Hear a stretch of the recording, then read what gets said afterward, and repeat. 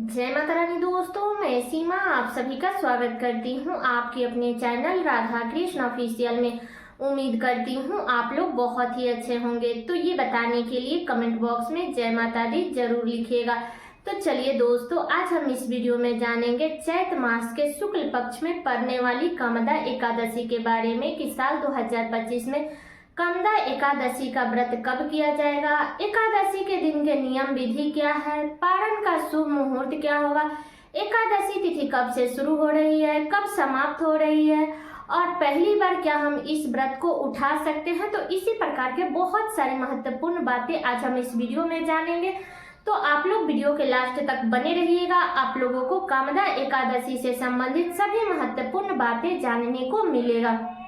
तो चलिए वीडियो को शुरू करते हैं और जान लेते हैं सभी महत्वपूर्ण बातें। तो सबसे पहले बता दो दोस्तों कि चैत मास के शुक्ल पक्ष में पड़ने वाली एकादशी को कामदा एकादशी कहते हैं। ठीक है, तो शुक्ल पक्ष का जो एकादशी का व्रत है वो बहुत सारे लोग करते हैं। बहुत कम लोग हैं जो कृष्ण पक्ष की एकादशी का व्रत करते हैं, लेकिन अधिकतर लोग शुक्ल पक्ष की एकादशी का व्रत करते हैं। तो जो लोग भी दोनों पक्षों का करते हैं तो वो तो बहुत अच्छी बात है।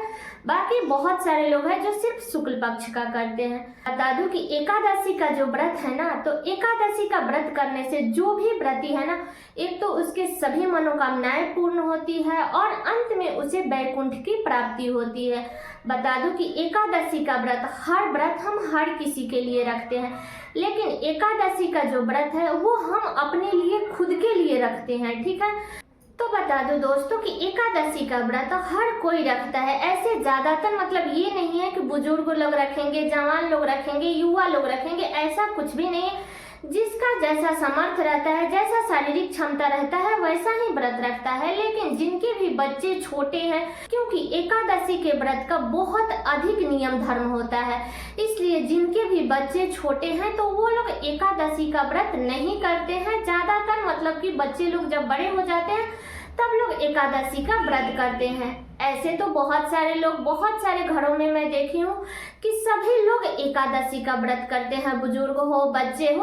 तो जिनके घर में जैसा चलता आ रहा है वो लोग वैसे ही करते हैं। लेकिन देखिए, जिनके भी बच्चे छोटे हैं तो उन्हें कोशिश करनी चाहिए कि बहुत अधिक फास्टिंग वगैरह नहीं रखनी चाहिए। ठीक है, तो ये बातें क्लियर हो गई। बता दूं दोस्तों कि अब की बार साल 2025 में चैत मास के शुक्ल पक्ष की कामदा एकादशी का जो व्रत है वो 8 अप्रैल को रखा जाएगा। दिन है मंगलवार। ठीक है, तो अब की बार तिथि इधर उधर नहीं है, इसलिए हर किसी को, गृहस्थ जन हो, वैष्णव संप्रदाय के लोग हो, सभी लोग एक ही दिन एकादशी का व्रत रखेंगे। 8 अप्रैल को दिन है मंगलवार। ठीक है, इससे एक दिन पहले हमें दसवीं तिथि के नियमों का पालन करनी है। तो दसवीं तिथि 7 अप्रैल को है। ठीक है, दिन है सोमवार। तो इस दिन आप लोग क्या कीजिएगा कि बाल धोकर के स्नान कर लीजिएगा और शुद्ध सात्विक भोजन कीजिएगा।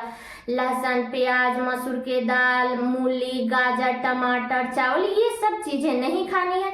दसवीं तिथि के दिन से ही ब्रह्मचर्य का पालन करनी चाहिए। ठीक है, तो आप लोग दसवीं तिथि के नियमों का पालन कर लीजिएगा। और बता दो दोस्तों कि देखिए, दसवीं के दिन नवरात्रि के जो लोग भी 9 दिन का व्रत रखे हैं वो लोग दसवीं के दिन व्रत का पारण करेंगे। तो अगर वो लोग एकादशी का व्रत करते हैं तो देखिए 9 दिन का नवरात्रि का व्रत किए हैं तो आप चाहे तो एकादशी का व्रत छोड़ भी सकते हैं, कोई दिक्कत नहीं है। क्योंकि कोई भी कार्य करनी है तो हमें अपने शारीरिक क्षमता देख करके करनी है। ठीक है, तो अगर आपका शारीरिक क्षमता सही है तो आप लोग एकादशी का व्रत कीजिए। नहीं तो ये नहीं कि नवरात्रि का पारण हम कर लिए और फिर एकादशी का व्रत करने लगे, तो व्रत के चक्कर में हमें तबीयत खराब नहीं करनी है। ठीक है, बाकी आप अपना देख लीजिएगा। लेकिन आप चाहे तो एकादशी का व्रत छोड़ भी सकती है। ठीक है, क्योंकि दसवीं के दिन नवरात्रि का पारण करेंगे और उसी दिन से एकादशी के व्रत के नियमों का पालन करेंगे, शुद्ध सात्विक भोजन करेंगे।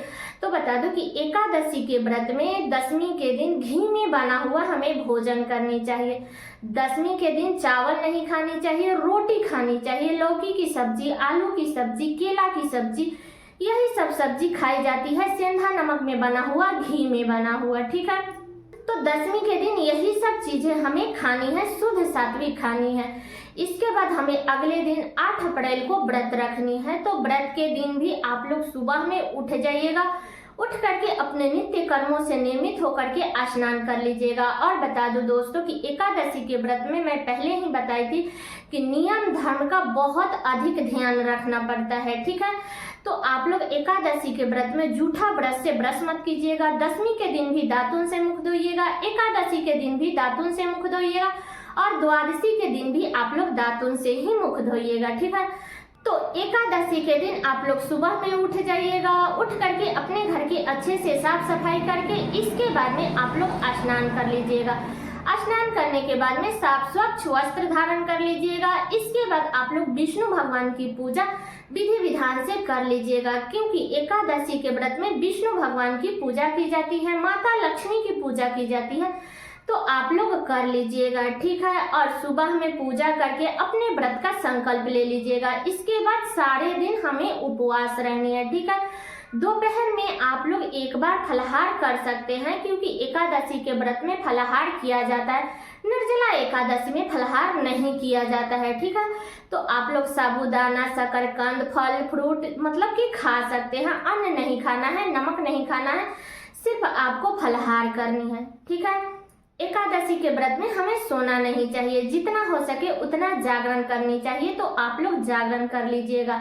बता दूं कि विष्णु भगवान के भोग में एकादशी के दिन विष्णु भगवान को भोग लगाइएगा तो उसमें तुलसी पत्र जरूर डालिएगा, क्योंकि बिना तुलसी पत्र का विष्णु भगवान भोग ग्रहण नहीं करते हैं। इसलिए आप लोग दशमी के दिन ही तुलसी पत्र तोड़ करके रख लीजिएगा और एकादशी के दिन भी डालिएगा और द्वादशी के दिन भी डाल दीजिएगा, ठीक है।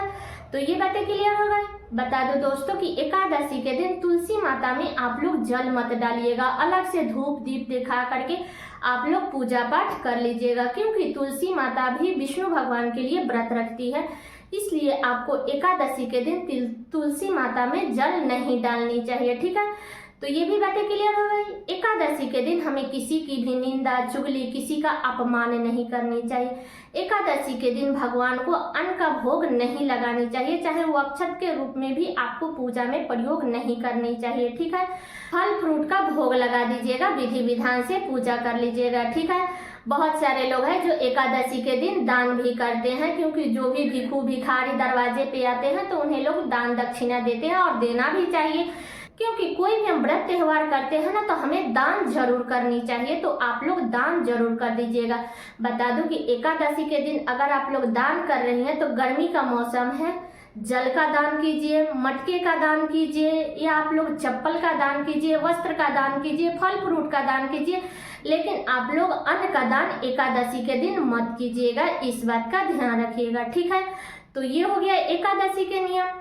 इसके बाद में द्वादशी के दिन भी आप लोग सुबह में जल्दी उठ जाइएगा, उठ करके अपने नित्य कर्मों से नियमित होकर के स्नान कर लीजिएगा। स्नान करने के बाद में फिर से आपको साफ स्वच्छ वस्त्र धारण करनी है।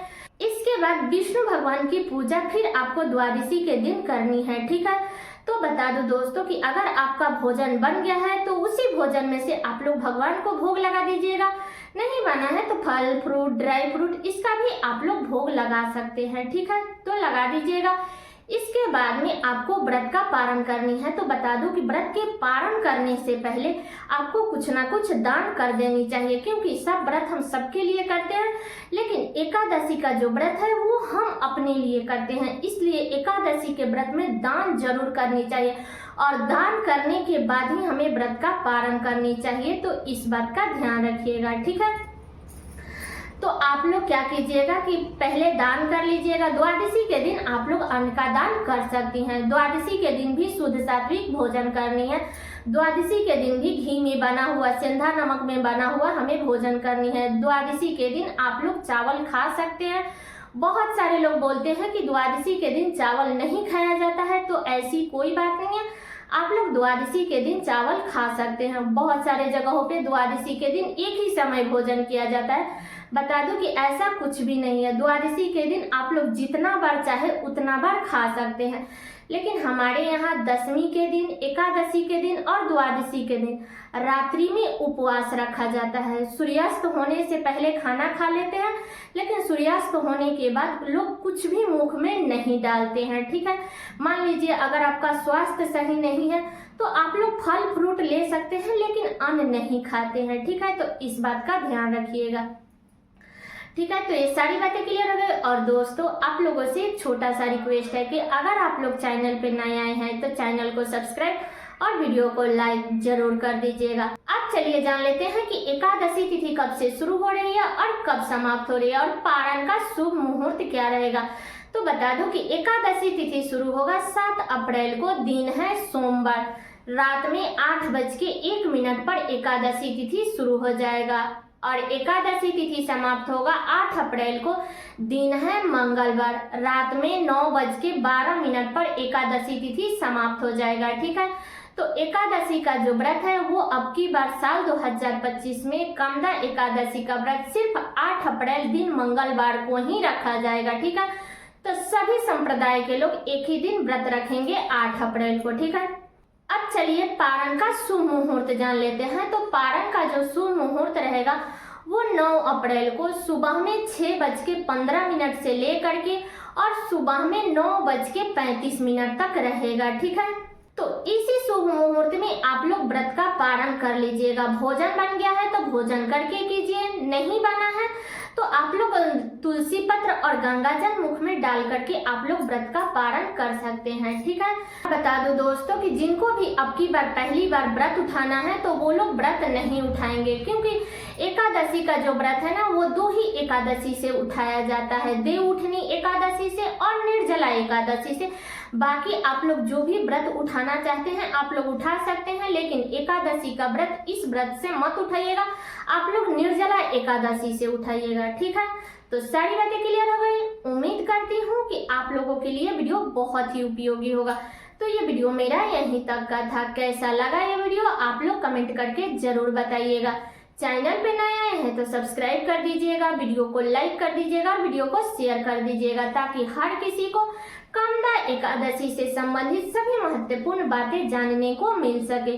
तो चलिए दोस्तों, मिलती हूँ अगले वीडियो में किसी नए वीडियो के साथ में। तब तक के लिए नमस्कार।